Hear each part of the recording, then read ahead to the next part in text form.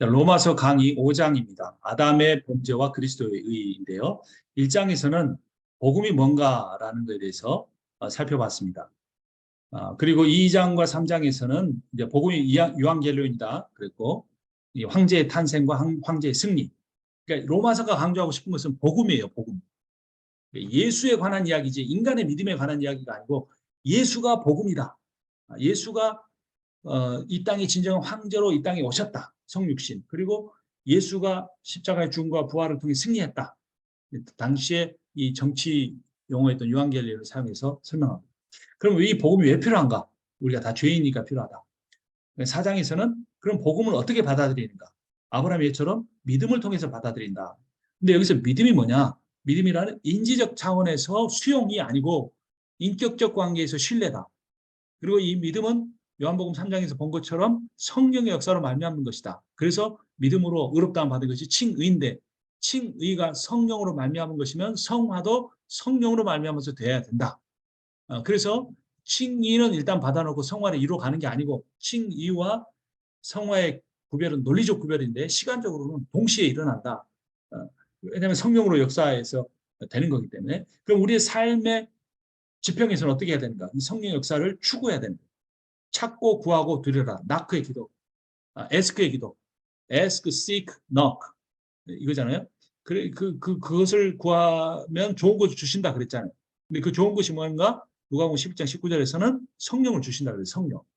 성령을 구하는 기도하는 삶. 이것이 우리 크리스찬의 삶의 핵심이 돼야 돼요. 자, 이번 5장에서 뭐냐? 그 복음이 그러면 믿음을 통해서 받는데 그 받아들이면 어떤 결과를 가져온가의 이야기예요. 근데 여기서 이제 환난 중에도 소망을 갖게 된다. 복음이 있으면. 왜냐하면 인생은 고통이 많으니까, 고난이 많으니까. 근데 이 복음이 없으면 교회에서는 환난이 있는 사람, 부끄러운 사람이에요. 간증하고 다니는 사람 어떤 사람이에요? 사회적으로 잘난 사람, 성공한 사람, 사업이 망했다가 다시 일어난 사람, 불치병 걸렸다가 나은 사람이나 간증이에요. 그게 아니에요. 환난을 겪는 사람이 간증이야. 환난이 복음의 결과는 환난 중에 소망을 갖는 거니까. 현재 환난 중에 미래에 대한 소망. 자, 그 이야기를 하면서 아담과 예수의 대조도 나오는데 한번 보겠습니다. 5장을 두 번 보면 11절까지는 그리스도를 통한 하나님의 사랑으로 환난 중에도 즐거워한다. 12절에서 21절은 아담 한 사람의 불순종으로 죄가 세상에 들어왔다. 사망과 죄와 사망이 세상에 들어왔다. 그리고 예수 한 사람의 순종의 의로 생명이 회복됐다. 이런 이야기를 합니다. 로마서 5장 1절을 보면 이게 이제 지난 4장의 이야기를 결론 지어주는 거예요. 그러므로 우리는 믿음으로 다심을 받았으므로 우리 주 예수 그리스도로 말하면 하나님과 평화를 누리고 있습니다. 여기서는 개혁판에서는 평을 누리자, 청유형으로 번역됐네요. 자, 그래서 1장 과거형으로 설명을 하면서 4장에 이신칭의에 대한 정리를 해줍니다. 그런데 칭의가 과거형만이 아니에요. 구원의 시제 칭의의 이야기가 로마서에서 보면 과거, 현재, 미래로 다 나옵니다. 과거, 현재, 미래로. 그래서 이제 과거형에 보면 로마서 5장의 1절 앞부분에 그러므로 우리는 믿음으로 딱 하심을 받았으므로 그렇죠. 과거형이잖아요. 근데 그걸로 인해서 우리 주 예수 그리스도로 말미암아 하나님과 더불어 평화를 누리고 있습니다. 현재요. 또 9절에 보면 그러므로 지금 우리가 그리스도의 피로 의롭게 되었다.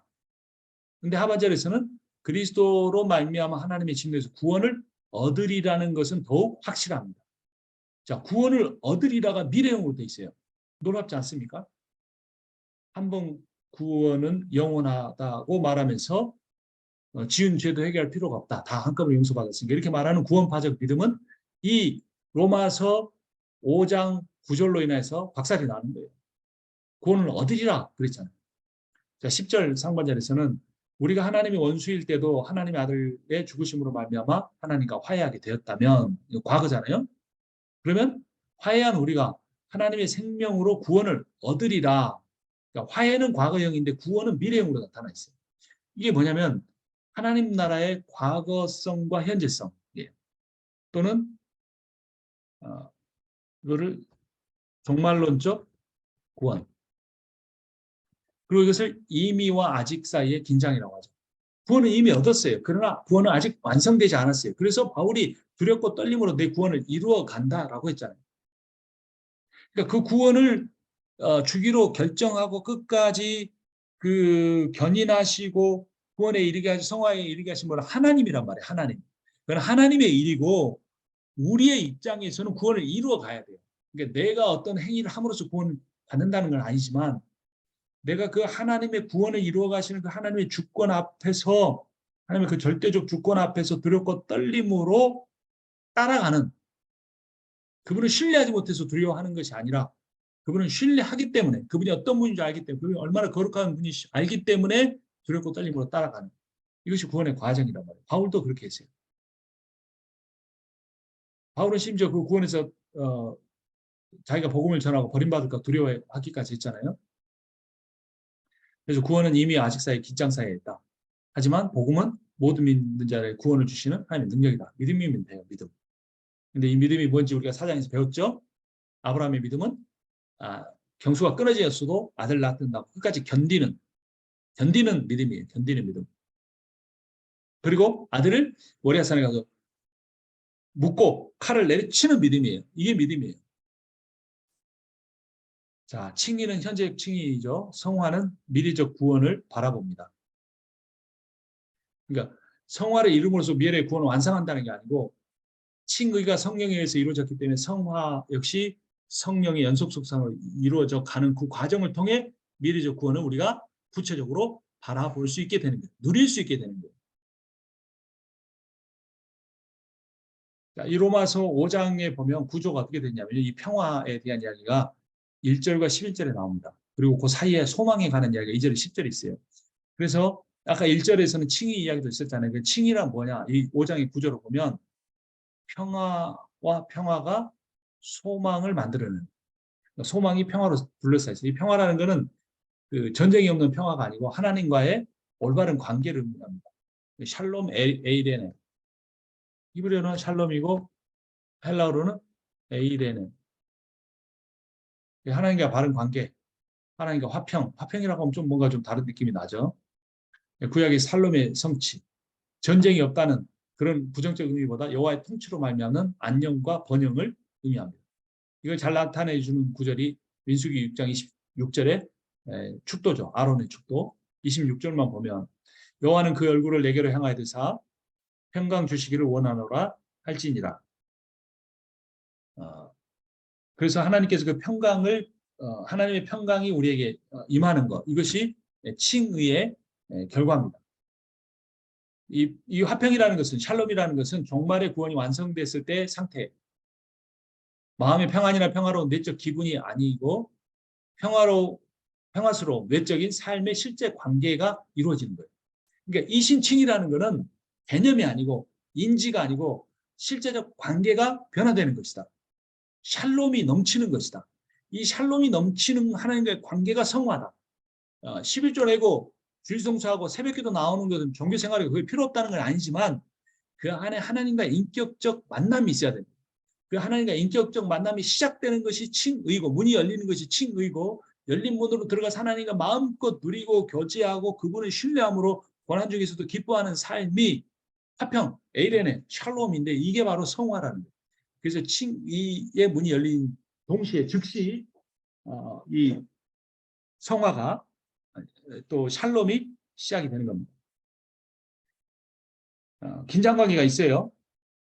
그 긴장 관계, 우리의 삶에 하나님 이미 의롭다 하시면 이루셨는데 우리는 아직 그 구원을 온전히 다 누리지는 못해요. 오히려 고난이 있어요. 그 고난이 있는 삶 우리가 어떻게 이해해야 될 것인가? 이제 2절 한번 봅니다. 우리는 또한 그리스도로 말미암아 지금 서 있는 은혜의 자리에 믿음으로 나오게 되었으며 하나님 영광에 이르게 될 소망을 품고 자랑을 합니다. 2절에 보면 3절에 그뿐만 아니라 우리는 환난을 자랑합니다. 환난은 인내력을 낳고 인내력은 단련된 인격을 낳고 단련된 인격은 희망을 낳는 줄 알고 있기 때문입니다. 이건 이제 세 번역으로 봤습니다. 그래서 우리가 환난을 중에도 즐거워하고 환난은 인내를 인내는 연단은 인내는 소망을 이루는 줄 압니다. 자 여기 3절부터 10절을 보면 소망에 관한 이야기인데 그 소망이 무엇으로부터 나오는 소망이에요? 환난으로부터 나오는 소망이라는 역설이 있어요.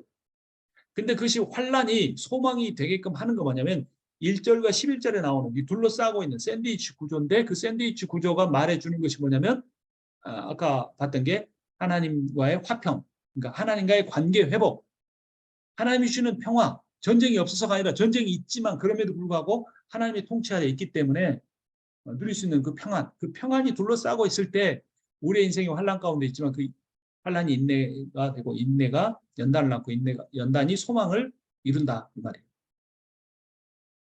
자, 환난이 우리 인생에 왜 있는가? 환난이 뭔가? 좁은 의미에서 개인적인 거죠. 그리스도 신앙 고백을 인해 겪게 되는 어려움이 있어요. 초대교회는 자, 넓은 의미에서 우주적 환난이 있어요. 사단의 통치 아래서 그리스도인이 겪는 모든 고난, 홍수, 가뭄, 교통사고, 불치병, 암, 뭐 이런 여러 가지 것들. 그런데 개인적으로 왜 이 환난이 우리에게 오는가? 하나님 왜 막아주지 아니하시는가? 환난이 나의 고집과 교만을 꺾을 수 있는 유일한 방법이기 때문이다. 그러니까 이게 환난이 나쁜 게 아니에요. 이게 믿음이 없는 관점에서 보면 이거는 그 환난이라는 것은 불필요한 것이고 빨리 벗어나는 것인데 그게 아니라는 거예요. 내 고집과 교만을 꺾어서 하나님의 바른 관계로 들어가게 바른 소망을 갖게 해주는 거기 때문에. 자, 제자들은 어떻게 생각했냐면 사도행전 14장 22절에 우리가 하나님 나라에 들어가려면 반드시 많은 환난을 겪어야 합니다. 라고 말합니다. 이것이 믿음이에요. 믿음을 지키라 권면한 다음에 이 말을 했어요. 환난을 피하는, 환난이 없는 인생, 성공하는 인생, 잘 되는 인생, 번영하는 인생이 아니라 환난을 겪는 인생이 믿음을 지키는 인생이라는 거예요. 이 환난이 인내를 낳아주는데 인내라는 것은 환난에도 굴하지 않는 영적인 용기입니다. 결승점에 도착할 때까지 포기하지 않는 마라톤 선수의 지구력. 근데 이것은 단순히 참는 것은 아니에요. 소망을 바라보면서 견디는 것이 인내예요. 그러니까 참을성 테스트가 아니라 믿음 테스트를 하는 거예요. 하나님 신뢰함을 견딜 수가 있어요. 자, 그리고 이 환난을 견딜 수 있는 또 하나 이유, 그것이 소망이 되는 이유는 로마서 8장 18절에 보면 현재의 고난이 장차 우리에게 나타날 영광과 비교할 수 없다. 고린도후서에서는 환난의 경험, 환난의 이게 굉장히 지금 힘든데 이걸 가볍다고 말하는 거예요. 왜 이게 가볍느냐? 앞으로 갖게 될 영광이 너무나 무겁고 크고 놀랍기 때문에 그거에 비교하면 환난이 적다 이 말이에요. 그러면 바꿔서 계산해 보면 지금 내가 갖는 환난이 크다. 그러면 작은 것보다 환난이 큰 것이 더 좋은 게 뭐냐면 이거 지금 현재 겪는 그 환난의 크기보다 영광이 훨씬 더 크기 때문에 지금 받는 환난이 5인 것보다 500인 것이 훨씬 더 좋은 거죠. 말로는 이렇게 하는데 저도 환난을 피하고 싶고 평안하고 싶고 그러기 위해서 기도하는데 감사한 것은 하나님이 그 기도를 받지 아니하시고 환난을 주시니까 버티고 견디고 중요한 것은 기도해야 된다는 거죠. 기도하지 않으면 우리의 환난은 너무나 무의미한 것이 되고 맙니다. 환난은 소망을 이룬다. 여기서 이룬다라고 했는데 세 번역이 뭐라고 되냐면 낳는다라고 했어요. 낳는다. 환난이 어머니가 돼서 소망이라는 아이를 낳는다. 그러니까 환난이 없으면 어머니가 없으면 아이가 태어날 수 없듯이 환난이 없으면 인내도 소망도 생기지 않아요. 꼭 필요한 거예요. 하나님께 불순종하고 육신을 따라 살면 죽는다. 그래서 어떻게 합니까? 성령의 인도를 따라서 살아야 된다. 환난이 없으면 성령의 인도를 따르지 않는다. 환난을 통해 순종의 내공이 생긴다. 신앙의 인격이 다듬어진다. 그래서 환난은 원망의 요소가 아니라 소망이 자라는 밭이다. 구원은 현재적 확신이고 미래의 소망인데요. 광야를 거치지 않고 가나안으로 들어갈 수 없어요. 그렇듯이 미래의 구원은 현재의 고난을 거쳐야 들어갈 수 있어요. 고난을 통과하지 않는 구원은 불확실할 수 있습니다. 그래서 우리에게 환난은 반드시 필요하고 그 환난을 통해 연단을 통해 소망을 갖게 돼요. 근데 그 소망이 우리를 삼키지 않아요. 왜 그렇습니까? 여기 성령이 나옵니다. 우리에게 주신 성령을 통하여 그의 사랑을 우리 마음속에 부어주시기 때문에. 로마서는 성령론으로 봐야 돼요. 로마서의 가장 바울의 관심은 선교에 있었고 그 선교적 관점을 이룰 수 있는 교회로 로마 교회를 바꾸기 위해서 로마서를 썼어요. 그래서 더 이상 유대인 출신, 유대교 출신 크리스찬들과 이방인 출신 크리스찬들이 다투지 않고 어떤 것이 더 우월한 종교 생활인가 다투지 않고 하나 되게 하기 위해서 이 편지를 썼단 말이에요. 그것을 이루는 것이 뭐냐? 성령이에요. 그 성령이 사랑을 우리 마음속에 부어주십니다. 그래서 그 복음을 믿음으로 받아들이고 의롭다함을 받을 수 있게 하는 거죠. 그래서 우리의 소망이 부끄럽지 않는 것은 이 성령으로 말미암은 것이다. 이 부어진다는 표현이 여기 있죠. 5절에. 근데 뭐 여러 곳에 보면 이 붓는다는 표현이 나와요. 요엘서 2장 28절에 보면 종말의 때에 나의 영을 부어주겠다. 그리고 디도서 3장 6절에 하나님께서 성령을 우리에게 풍성하게 부어주셨다. 붓는다. 물이 쏟아지는 예수님께서 성령을 물로 비유를 하셨잖아요. 물로. 그래서 그런 물처럼 부어지는 성령의 역사. 근데 이제 여기서 로마서에서는 뭐가 부어진다고요? 성령을 통해 사랑이 부어진다. 그럼 성령이 부어지는 거고 사랑이 부어지는 거 똑같다고 보면 성령이 곧 사랑이죠. 하나님 사랑을 누릴 수 있게 해주는 깨닫게 해주는 그런 분이 성령이죠. 성령이 정말로 로마서에서만 우리 신앙생활 목회에서 가장 중요한 겁니다. 성령으로 예수 그리스도가 우리가 날마다 동행하시기 때문에. 그래서 성령을 통해 사랑을 보여주시고 사랑이 우리를 지배한다. 그리고 사랑으로 모든 것을 이길 수 있다. 라는 거. 로마서 8장 37절. 그러나 우리는 이 모든 일에서 우리를 사랑하여 주신 그분을 힘입어서 이기고도 남습니다. 로마서에서 궁극적으로 강조하고자 하는 것보다 사랑이다. 성령을 통한 사랑. 6절부터 10절은 이렇게 뭐 복잡하게 제가 이렇게 색깔도 칠해놓고 그랬는데요. 반복되는 단어가 뭡니까? 노란색으로 죽으셨습니다. 죽을 사람, 죽으셨습니다. 죽으심으로 말미암아. 자, 그리고 이 빨간색으로 하이라이트된 것은 경건하지 않은 사람, 죄인, 원수. 그러니까 죽었다는 건 예수 그리스도가 주어예요. 경건하지 않고 죄인이고 원수됐다는 것은 우리를 가리키는 말입니다. 그러니까 예수의 죽음이 누구를 위한 것이었느냐라는 거죠. 의인을 위한 것이 아니라 율법을 온전히 지키는 사람이 아니라 경건하지 않는 사람, 죄인인 사람, 원수된 사람, 하나님과 단절된 사람, 그런 사람들을 위해서 죽으신 것이다. 그래서 이것은 놀라운 복음이다. 선한 사람을 위해서 죽는 것도 잘하지 못하는데 의인을 위해서 죽는 것도 선한 사람을 위해서 죽는 것도 하지 못하는데 이 죄인을 위해서 죽는다는 것은 예수 그리스도만이 하신 일입니다. 자, 그래서 9절 보죠. 그러므로 지금 우리가 그리스도의 피로 의롭게 되었으니 그리스도로 말미암아 하나님의 진노에서 구원을 얻으리라는 것은 더욱더 확실합니다. 여기서 피, 로마서 3장이 핵심이었는데 로마서 3장에서 모든 사람들이 다 죄인이라고 말하면서 갑자기 등장하는 로마서 3장 24절에 그리스도의 속량이라는 표현이 나왔죠. 속량. 이 속량이라는 것이 값을 치르고 자유를 준다 이런 의미잖아요. 그래서 여기서 그게 뭘로 된 겁니까? 그리스도의 피로 말미암아 된 거죠. 이신칭의가 뭘로 된 것이냐? 그리스도의 피로 말미암은 것. 이것은 구약적 동물의 희생 제사가 반복되지 않고 영원한 제사, 단번에 영원한 제사를 이룬 것이죠. 예수 그리스도가. 10절부터 11절을 보면 하나님과 화해한다는 이야기가 두 번 등장하고요. 그래서 여기 정리해 보면 죄인이 하나님과 원수 관계했다. 심판을 받아야 했다. 근데 죄인 위에 하나님의 아들이 죽으셨다. 심판을 면하게 되었다. 자, 죄인이 하나님과 화해하게 된다. 좀 적극적인 면으로 가죠. 그래서 구원받아야 한다. 또 죄인이 구원을 얻게 되었다. 그래서 심판을 받아야 할 죄인이 구원받게 되었다는 이야기를 10절에서 하고요. 11절에서 그래서 우리는 자랑할 수 있는 것이 아니다. 우리가 자랑할 수 있는 것은 예수 그리스도뿐이다. 우리가 자랑할 것은 복음뿐이다. 라는 거죠. 12절에서는 이제 죄에 대한 이야기가 봅니다. 12절에 보면 14절까지 죄라는 단어 빨간색으로 제가 다 색깔을 바꿔놨어요. 그래서 죄의 작용 여기 정리해 놓은 거 보면요. 한 사람으로 인해 죄가 들어왔다. 아담이죠. 그 죄로 인해 죽음이 세상에 들어왔다. 그래서 모든 사람이 또 죄를 지었다. 그래서 모든 사람이 죽게 되었다.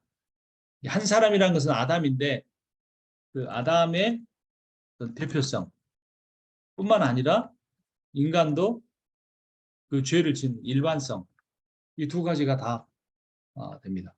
그러니까 원죄라는 것을 아담이 죄를 지었기 때문에 우리도 다 죄의 어떤 죄에 물든 사람으로 태어났다 이렇게 볼 수도 있지만 로마서에서는 분명하게 그 사람들이 각기 또한 죄를 지었다. 아담의 죄성으로 DNA가 유전돼서 그 원죄의 죄값을 우리가 벌을 받는 것이 아니라 인간이 개별적으로 또 아담을 따라서 그의 아버지인 아담을 따라서 그러한 죄를 짓고 그 죄값을 치르게 된다. 이거를 강조합니다. 사람이 죽는 이유 다시 한번 정리해 보면요. 15절에서는 아담 한 사람이 범죄했을 때라는 표현이 나오고 12절에 보면 밑에 보면 모든 사람이 죄를 지었기 때문에 죽음이 모든 사람에 이르게 되었다라고 말하고 있어요. 그래서 두 가지가 다 있어요. 아담의 죄, 개인의 죄. 이것이 결국 합해져서 우리에게 죽음을 가져다 줍니다. 자, 그런데 죄의 기원은 아담이다라고 하는데 갑자기 13절, 14절에서는 율법의 이야기가 나옵니다. 그러면서 율법이 있기 전에는 죄를 죄로 여기지 않았다. 그럼 무슨 말이에요? 그러면 모세를 통해 율법이 주어지기 전에는 그 죄가 아니었단 말인가? 그런 말이 아니에요. 그러니까 율법이 없을 때는 죄가 죄인 줄 몰랐지만 율법이 없어서 죄가 죄인 줄 모르고 죄 지은 자들도 죄인이다. 이게 궁극적으로 바울이 하고 싶은 말이에요. 이게 14절에서. 14절에서 하는 말이 율법 전에도 모두 죽음의 그 죄로 인하여 죽음의 지배를 받는다라는 거죠. 자, 그러면 그 죄의 역할을 보면 좀 폭넓게 보면 5장만 아니라 폭넓게 보면 죄는 왕 노릇합니다. 5장 21절에 보는 것처럼. 그리고 6장 23절에 죄는 싹을 지불하게 합니다. 그 죄의 싹은 사망입니다. 또 죄는 우리를 속입니다. 또 죄는 우리를 죽음에 이르게 합니다. 이게 결과죠. 로마서에서 죄에 대한 정의를 봤고요. 15절부터 끝까지 보면 이제 범죄했고 그로 인해 유죄 판결이 내려졌는데 은혜로 말미암아 무죄 판결을 받게 되었다. 그 이유가 뭔가? 아담 한 사람의 범죄로 인해서 죽음이 왕노릇했는데 예수 그리스도 한 사람으로 인하여 생명이 왕노릇하게 됐다. 이런 이야기입니다. 여기 표로 다 정리를 해놨어요. 다시 보면 아담의 범죄로 수많은 사람이 죽었다. 그런데 그리스도의 은혜로 많은 사람에게 선물이 넘친다. 그러니까 자기 의로 안 된다. 이거예요. 16절에 심판, 유죄 판결을 받았다. 근데 은혜로 말미암아 다시 무죄선을 받았다. 근데 다 이게 좌우가 뭐예요? 아담의 이야기와 그리스도의 이야기가 대조하는 거예요. 아담의 범죄로 죽음이 왕노릇하게 됐다. 그리스도에 인하여 생명 안에서 우리가 왕노릇한다. 한 사람의 불순종으로 죄인 판정 받았다. 한 사람 순종으로 의인 판정 받았다. 아담의 이야기와 이 그리스도의 이야기가 이렇게 대조가 됩니다.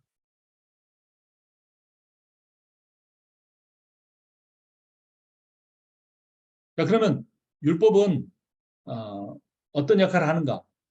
그 아담과 그 아담으로 인한 사망의 문제를 은혜로 말미암아 생명의 문제를 바꾸신 예수 그리스도의 이야기 사이에 율법이 있는데 그 율법은 어떤 역할을 하느냐?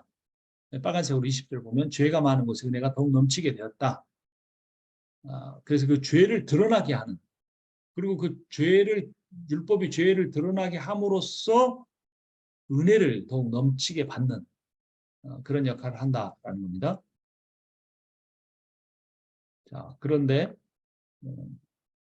여기서 보면 1번 보죠. 여기 죄와 은혜에서 율법은 죄를 규정하고 증가시키는 역할을 한다. 뭐가 죄인지 그것을 딱 찍어내는 게 13절에서 말한 거고 그 죄로 그 율법이 죄를 증가시키는 율법이 죄를 짓게 한다는보다는 뭐가 죄인지를 보게 하니까 그러니까 눈이 나쁜 사람이 이게 그 먼지가 안 보였는데 안경을 써서 먼지가 자세히 보이듯이 이 죄를 우리가 율법이 없을 때는 잘 못 봤는데 율법을 가지고 세상을 보니까 죄가 가득 차 있는 것을 보이는 그래서 죄를 증가시키는 역할을 한다. 그런데 이 죄가 사실은 많은 곳에 은혜가 넘쳤다. 우리 갑자기 이런 이야기를 해요. 좀 약간 쓸데없는 것처럼 문맥에 안 맞는 것처럼. 그래서 6장에 가면 그러면 이 죄를 더 짓게 하기 위해서 우리가 그 은혜를 더 넘치게 해서 죄 짓는 게 나쁜 게 아닌 거 아니냐라고 질문이 이제 나오게 되는 빌미를 제공합니다. 사도 바울이 의도적으로 그 빌미를 이 5장 마지막에서 20절, 21절을 이야기하고 6장에서 그 이야기에 대한 답을 해나가는 식으로 로마서의 논지를 이끌어가는 것 같습니다. 죄가 죽음으로 사람을 지배하듯이 은혜는 의를 통해 사람을 지배해서 예수의 영생에 이르게 한다. 죄와 은혜의 관계. 그래서 복음 전도와 선교의 관점에서 적용을 해보면 구원받고 끝이 아니다. 우리는 은혜의 통치를 받는 제자가 되어야 한다. 여기 하나의 전제가 필요하겠지. 죄의 세력에서 벗어나. 죄의 세력에서 머물러 있으면 안 돼요. 계속 죄 지으면서 믿음으로 구원받는다, 믿음으로 구원받는다 이러고 있으면 안 돼요. 죄의 세력에 벗어나 은혜의 통치를 받는. 이제 여기 앞에 이제 6장의 질문에 가면 새로 이제 그 유대인 대적자들 질문에 대한 답에 가면 이제 그 이야기를 하겠습니다. 그렇다면 죄를 짓는 것이 은혜를 더 많이 느끼게 한다면 죄 짓는 게 더 좋은 게 아닌가? 그 이야기에 대한 답은 6장에 가서 보도록 하겠습니다.